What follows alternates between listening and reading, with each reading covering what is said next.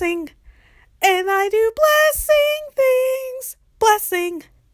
And when I do them, I always smile, because blessing makes the world go round. Yes, blessing makes the world go round. Hey Peace Doves! In this video, I'm going to be showing you how I made this painting that's hanging up right here in the background. I am also going to be talking about how this will be part one of a two-part video diary. Yeah, that's basically what these are. Blogs are kind of like diaries in a sense. This will be part one of a two-part video thing of how I celebrated Thanksgiving last year in 2020. And the reason why I didn't actually document all this in 2020 was because 2020 was 2020. However, I had an amazing Thanksgiving, and this will just be the first half of the day, basically. And the coming video, or next video, will be the next half. And I made this painting. It's of a corn on the cob with turkey feathers, and I'll talk more about that in the, painting component of this video. I do hope you all enjoy, and also at the end of the video I will show you how I hung this up and my thoughts of it and everything, because I thought that because I do make artwork for people's homes that it would be a good thing to actually start showing you doves, you beautiful Peace Doves, how I would hang something up and what I would decorate it with. Except unfortunately, as you'll see later in the video, I'm not entirely sure what else to put right there at this particular point in time. But spring is coming, which means spring cleaning, so maybe I'll find something, a little something to put there. And also, this painting won't be here forever. This is sort of just a placeholder to show you guys, here's an idea, or just show you guys that oh, so you can actually hang up her paintings. She's not crazy. Well, crazy is kind of relative. Anyway, let's get into the video. I don't want to take up too much of your time, so let's hop. Oh no, not hop. Let's fly, because we're Peace Doves, right into the video. Alrighty, let's hop into this article and everything. Well, more like the memory of my beautiful Thanksgiving of 2020. It was very different, but I really enjoyed it. Different in a good way, not in a bad way. There's just been holidays in the past couple of years where I didn't get to spend it with my my bio family or biological family, and it's just amazing to be able to experience the way other people celebrate these holidays, So anyway, I want to make Thanksgiving art decorations to share how I celebrated it last year. And my form of decorations as of late have basically consisted of me making paintings. That's why this video and my other video have been, me painting. In the future, I would like to do some more home decor of me painting home decor, as y'all have seen, and that should be happening pretty soon, actually. But anyway, I am going to be reading my blog article, because I know that some people like hearing me talk, and I know that other people don't really have a lot of time to read. This one in particular is a bit shorter because, um, because I'm trying to not make them very long. And so it will be split into two parts. So this particular part is for what happened like the morning of Thanksgiving and like, a day or so before Thanksgiving. And the next article will be the afternoon after Thanksgiving. Anyway, I didn't get to make Thanksgiving art crafts on the actual holiday, so I want to relive the memory now. Why not add a little Thanksgiving aesthetic to an often overlooked holiday? Because it is overlooked like a ton. But I feel like last year people paid more attention to it. Because 2020 was 2020, I truly wanted to celebrate each holiday to the fullest. I felt that doing that would make my year a lot better. I wasn't able to celebrate with my biological family because they had just moved and were naturally exhausted. So I spent time with some of my non blood family members instead. And you're going to hear the terms like bio family, biological family, and non blood related family. I use these terms a lot because one of the things that I always wanted as a kid, and I didn't realize I was praying it, but I was praying for it, was to have a big family, and just be able to have like relatives to go see across, the states and or even counties and whatnot. Because my family, my bio family, they're very isolated. My dad's a Nigerian immigrant, so most of his relatives are in Nigeria. Um, and my mama, she basically cut ties with her family for reasons I can't get into, but like I understand. She's told me a couple things here and there over the years. She doesn't like to talk about it much, and well, I understand why she cut ties with them. But because of that, my family basically just consisted of my parents and my siblings, and it always just interests me how kids in my classes when I was in school, they always talked about, well, my aunts came to visit and we went somewhere for the summer, or my grandparents came over and, we had more Christmas presents, or, my cousin and my other cousin and I went to the mall, and I'm over here just like, I don't really have that. And so it became like something I always wanted. I guess if I were a Disney princess, it would be my I Want song. Either that would either be my I Want song, or wanting to create a lasting legacy for my future family with my art and Spanish talents would be my I Want song. You can. There's no rule that says you can't have more than one I Want song. But anyway, so I became a Christian in 2017, and but prior to that, I started making friends when I was in college. Yes, I was one of the few people who throughout my life struggled with making friends because my family, we got evicted a whole lot growing up. So looking back on it now, I feel like my way of handling moving from place to place was shutting people out, but I was also hiding the fact that I was getting both bullied at school and, blankety blank blank at home. Um, and so I started shutting people out.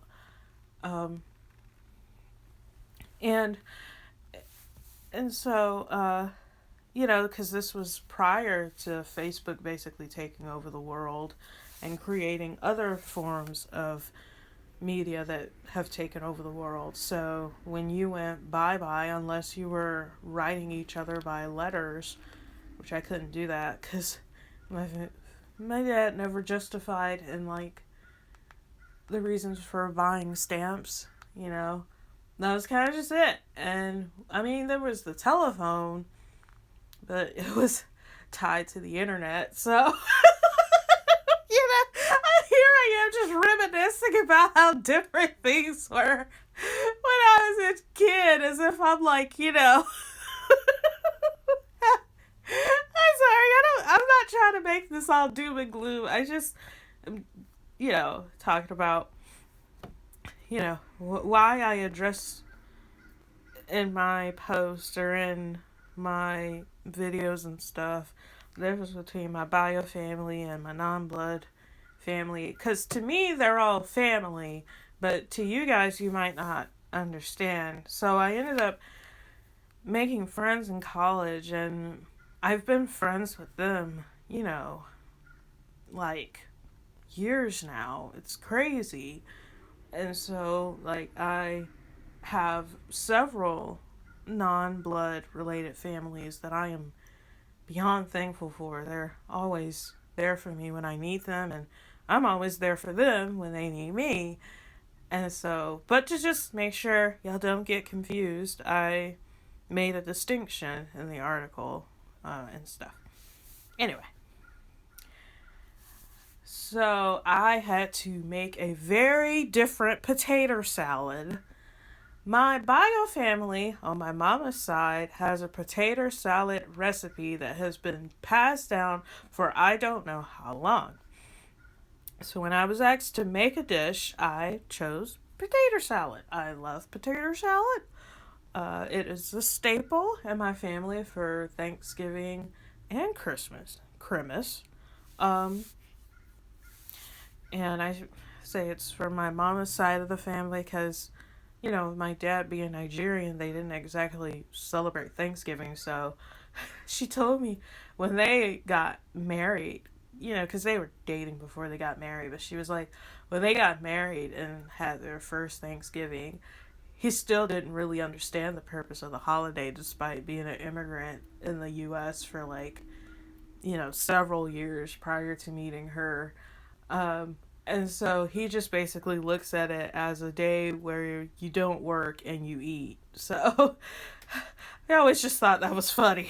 You know, Americans always, you know, finding a way to eat lots of food.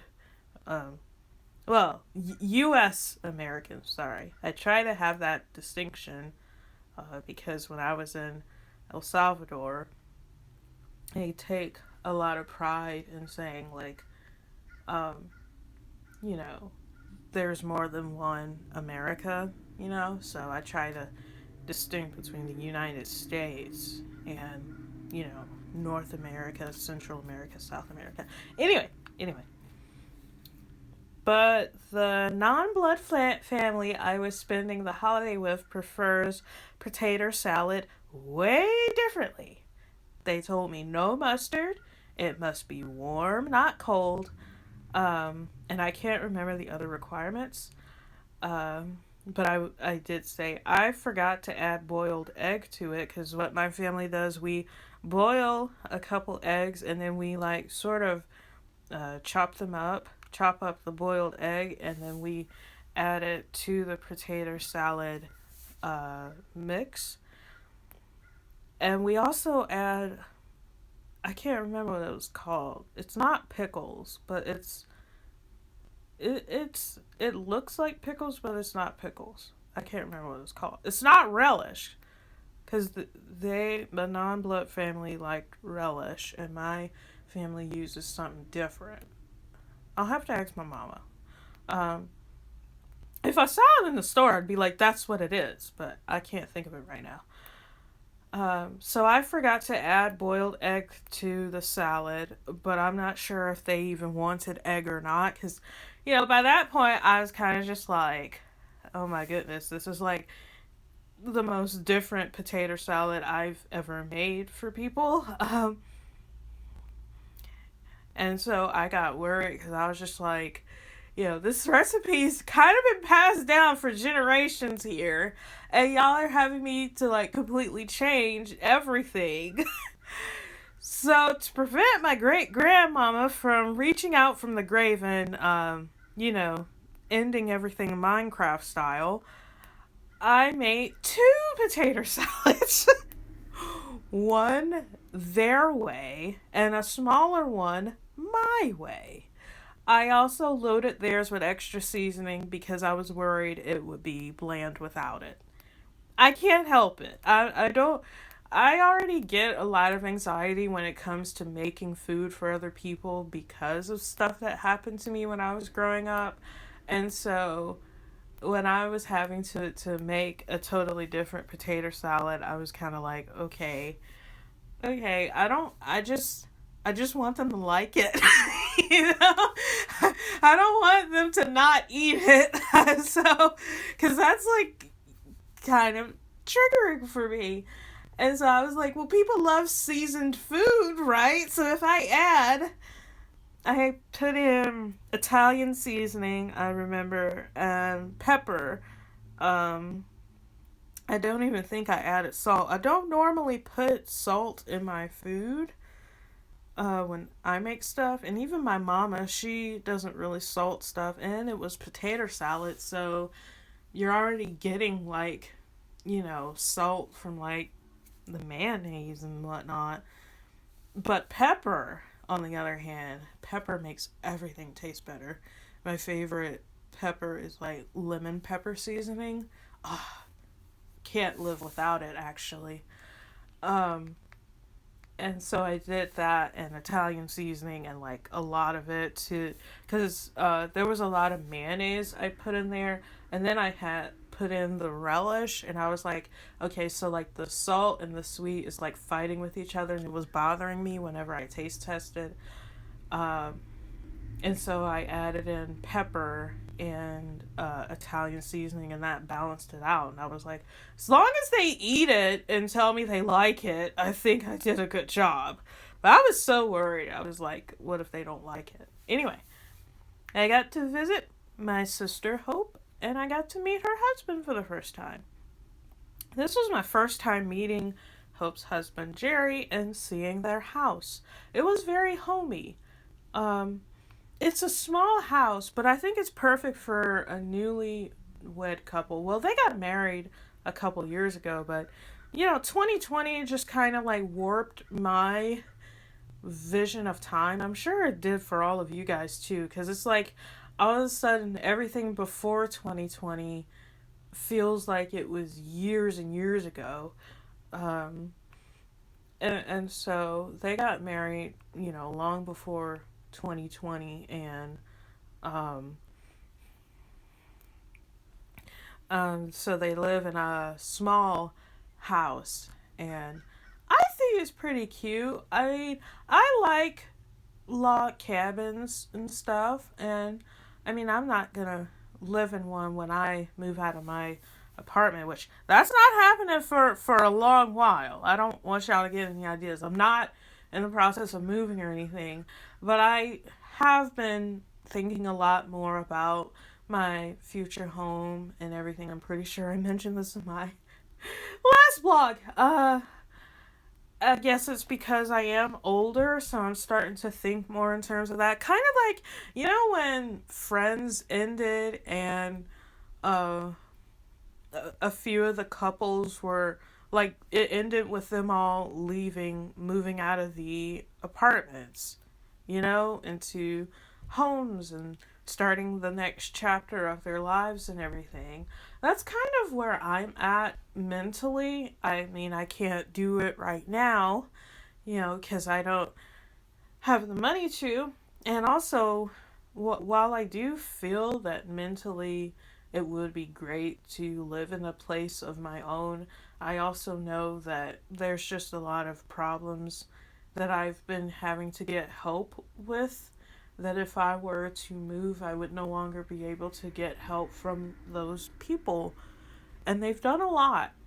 Like 2020, it was pretty awful, but the amount like, not even the amount of people, but the people that I ended up meeting who have actually been helping me, like, that's just, like, I can't put into words how thankful I am for all that. Anyway, her husband's nice too. Yeah, I gotta mention that. you know, her husband is very nice. This was a small family get together. I really needed a break from the reality of 2020, and this family time totally nailed it. Yeah, I forgot to mention it earlier, or maybe I'll mention it in the intro. I don't know, I haven't done the intro yet.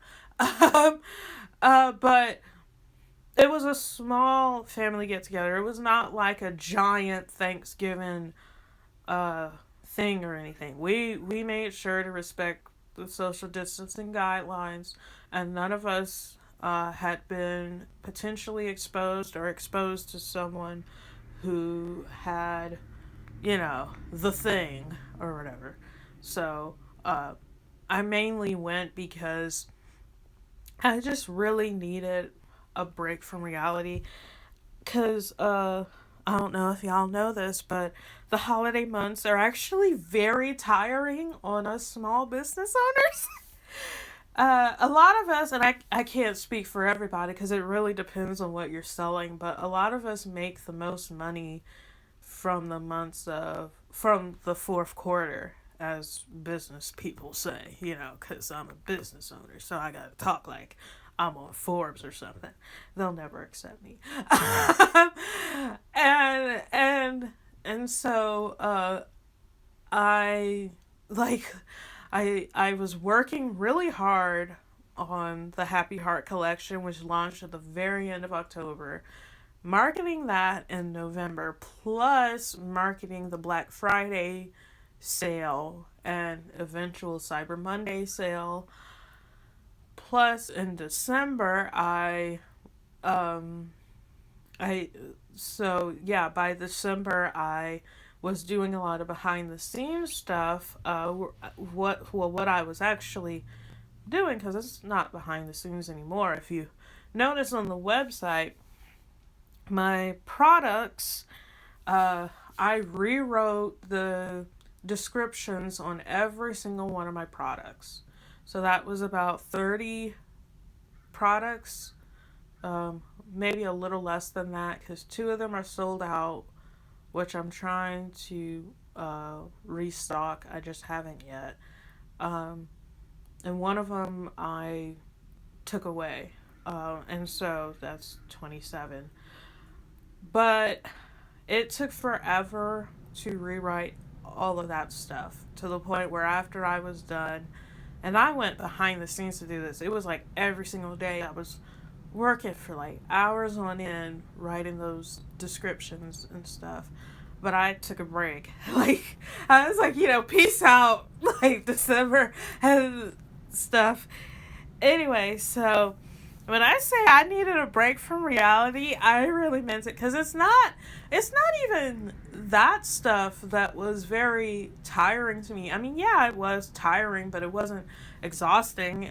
I actually did enjoy doing it. It's just all my like other in real life stuff that was happening those last couple of months.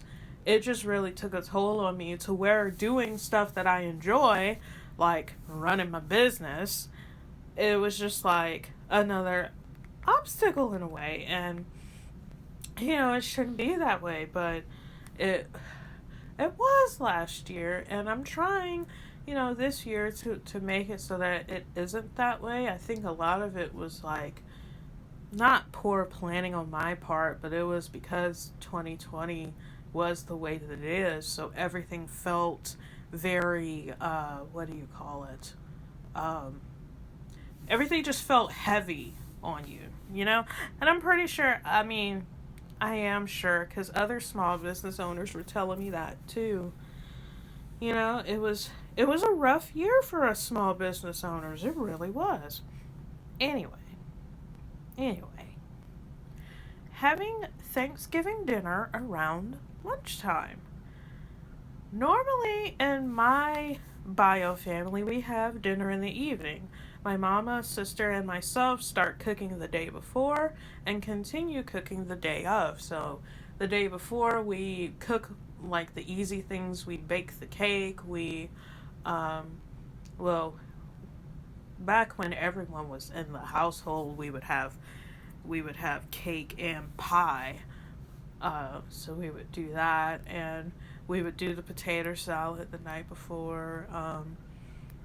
And then the day of was like the turkey, the mac and cheese, the cornbread, um, and stuff like that.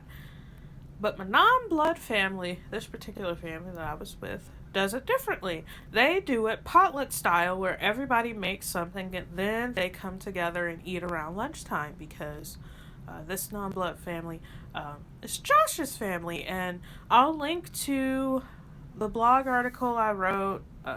This was like 2018, where I spent time with Josh and his wife Maggie, and we were in the like parade or whatever. In fact, that was like the first parade I've ever been in, so that was really cool.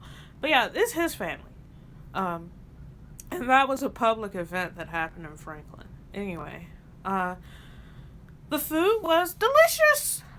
It was really good. I can't remember all that I ate because everything was so different than what my family has. Um, but they loved my potato salad, the one that catered to their specific instructions. I'm not putting them down or anything. It's just like really funny because my great grandmama probably still will reach from the grave at some point, but uh, YOLO. So as long as they liked it, I'm happy. So I'll stand up to my great grandmama. Um, and so I remember I ate. What did I eat? Mac and cheese, most definitely, because Josh, he makes a mean mac and cheese. Crab cakes. Oh, I love those. I love crab cakes. I love seafood. Can't help it. And he also made. Was it bruschetta? No. Prosciutto. Was that it? Oh no, I don't remember. But it was good. It was good. And he made another. It was. I think it had shrimp in it. His other dish. It was something cold. And also, I ate potato salad, my version with mustard and stuff in it. Uh, there were sweet potatoes, there was bread, there was, um, there was more than that, but I can't remember what it was. And so, now let's talk about my painting.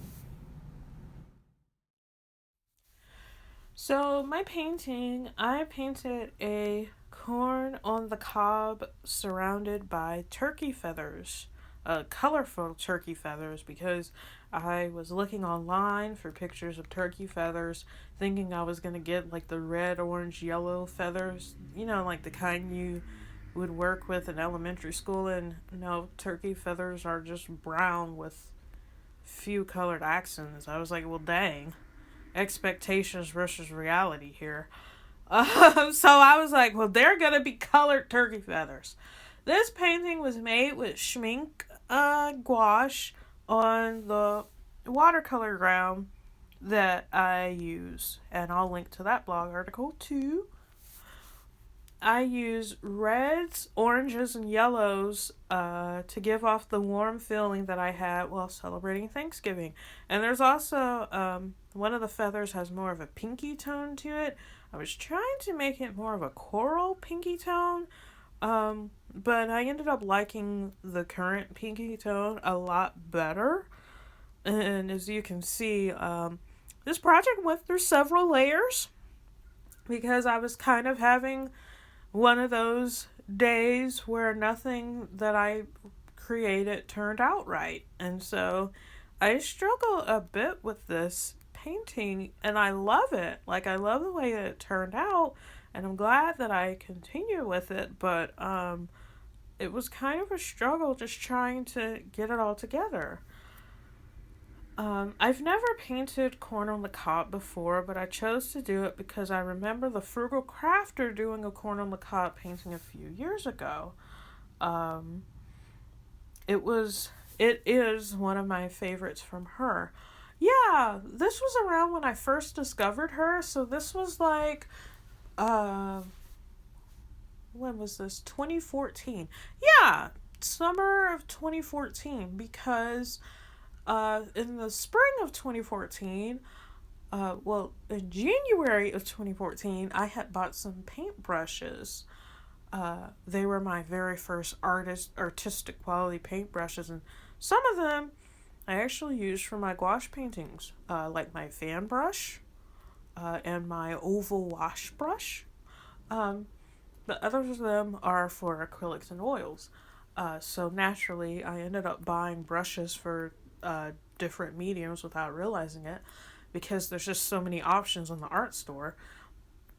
Anyway, I bought these brushes, and so when my school semester started, because I was in college, and my college had a thing where the month of January was sort of like a free month where you would take one class for about the whole month of January. Then there would be like a week-long break before February started, and your regular classes would resume. It was a very fun time. And so I was taking my bookbinding class, which is how I know how to bind my own books and why I make my own sketchbooks now. But anyway, we had a day where we went to the Blick Art store in Atlanta, somewhere in Atlanta. I can't remember what part of Atlanta.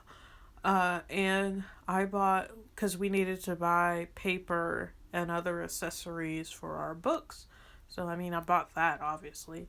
But I bought some paintbrushes, too.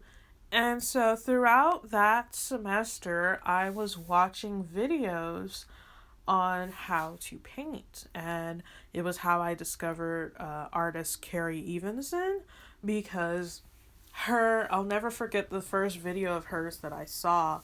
The thumbnail was, it was this giant bluish purple, blue violet rectangle on like this yellow background. And by that point I at least knew the basic complementary colors, and so it just drew me in. And it was about a 50-minute long video, and of her painting birds on a bench or a table, and it was really abstract, and I loved it, because up until watching that video, I was watching a lot of people paint in like that one stroke painting style, like toll painting, I think is the proper term.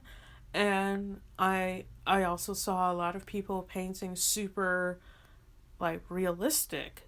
And I thought, well, there's no way I'm going to actually get good at painting, because I can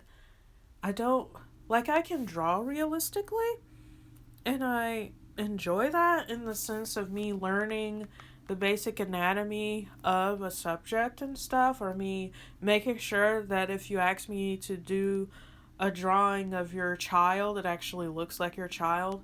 But I don't enjoy it for like, something that I want to do every day, I much prefer just art that's just very wild and free, that has like no boundaries or restrictions and stuff. And I think that's why I was drawn to Carrie's painting, because it was just so different, and it basically broke every rule about art, because I don't like feeling boxed in, and I think that's why I was drawn to art in the first place. And like, don't get me wrong, I'm not saying, oh, don't learn the fundamentals and be a rock star. Like, definitely learn the fundamentals. They help you. They help me to this day, but don't learn it in the sense of like, those are the only things you should follow, in terms of like Like, don't let them restrict you. Like, once you know and understand those fundamentals, then experiment is what I'm trying to say. And so I loved her painting, and saw her other paintings from that show she used to have. But anyway, when I finished binge watching all of her videos multiple times, I was I think it may have been March or April where I started a thing where I made a painting every day. It took about 30 minutes, which I'm trying to get back in the groove of that. It was like one of my most popular things that I did on Facebook. This was before I thought about doing art as a business, mind you. But people loved it, and to this day, my Facebook friends, whenever we see each other in person, they're like, you remember when you used to do a 30-minute painting a day all in one go? Do you still do that? I would like to get back into that. Anyway, by the time I finished binge watching her stuff multiple times, I had eventually discovered the Frugal Crafter, and this was, right as the summer started, summer vacation for me, because I was taking a long, much needed vacation from college, because if you ever went to college, you know that finals week or weeks is very tough. And so, having a long summer vacation just really helps to like balance stuff like that out. And so I discovered her art and started following her and everything. And by the time the fall came, and I don't even know if she did this painting in 2014. She has like a whole backlog of videos because she's been on YouTube for like over a decade now. But when fall came around, YouTube recommended I watch her paint this like corn on the cob painting. I think it was multiple pieces of corn, and I just loved it. And I was like, one day I want to paint corn on the cob. And now here I am painting corn on the cob. Isn't that cool? So it's just, I don't know. I like to just reminisce about things like this because it just sort of shows me where I was mentally back then, not thinking that I could be a small business owner or even selling my art for a living, to where I am now. And I'm just like, wow. And I'm still like growing and everything. It's just a beautiful thing to like think back to a couple years ago and just be like, look at all the twists and turns you had to take to get here, and think about all the twists and turns you're going to have to make to get to where you're trying to go. Anyway, almost done with the article, guys. I surrounded the corn with feathers instead of leaves because I wanted it to look different and out of the ordinary. The warmness of the feathers also captures that warm Thanksgiving emotion and aesthetic that I was going for. So my next blog article will be about what happened after we ate our food, as well as what we did that evening. I did something super fun, and I cannot wait to share it with y'all. So let's go back to like me in person, and I'll close you guys out. So voila! Oops. Here I am, to a completely different angle and everything. Do you like it? I like it. So what I'm going to do, I'm going to hang up the painting that I just made. It won't be here permanently, but I just want to show you guys, like, how does my artwork look if it's in a frame and, like, hung up? Because I know you P-Stuffs, y'all buy my art and y'all hang them up in your own homes, and so I just thought that maybe I should start doing that in my own videos, because I make home decor, art for the home, vibrant works of art for the home, and I just thought that it'd be cool to show that off. And I will admit, I live in a small apartment, and I don't live in a place that looks like the cover of Better Homes and Gardens, because I can't really afford to make my place look like the cover of Better Homes and Gardens. However, I work with what I have. A lot of my stuff is thrifted, like these Christmas baubles were given to me. A lot of stuff has either been thrifted or given to me, which I'm completely thankful for, and I make the best with what I got. Also, like the entryway to my apartment is very narrow, so I can't exactly bring in a bunch of furniture, that's like really big and really grand. Uh, I um, sorry, I stutter a lot when I'm nervous, and I don't really like editing very much, so it's staying in. So without further ado, let's hang up this painting so you can see. I'll do some like video close-ups and everything. So we're gonna hang this baby up. Let's see. There's this nail right here that was put in here long before I moved in. So if your landlord doesn't allow nails, I don't suggest putting nails in. But there you have it. I have another painting that I normally hang right here. And there's like a matching wall on that side. Actually, no, this wall is made of a different material than that wall, even though they're parallel to each other. How am I just now noticing that? Anyway, so I normally have like a different painting right here and a painting on the other side that you can't see. But I honestly don't know what else to put right here or over there, over yonder, as my mama would say. And so honestly, if y'all have any suggestions on what I should put right here, that would really be great, because this area and like the other area has just had like the two paintings, and I don't know what to put there. And I was thinking about that prior to filming this just now, but I really have no idea what would go best right here. And this is just like a little hallway area, so I could put anything here, but I really have no idea. I'm trying to utilize as much space as I have to hang stuff up, but I don't know.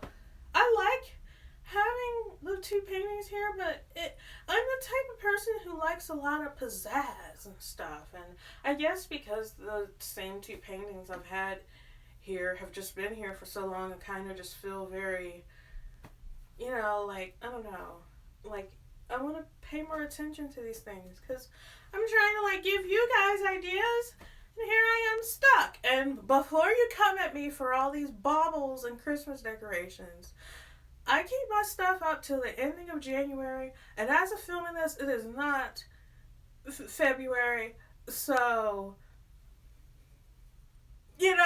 before you come at me, that's what I do, because it normally takes forever for me to hang all this stuff up. So if it takes forever for me to do something, I'm going to enjoy it for as long as possible. So,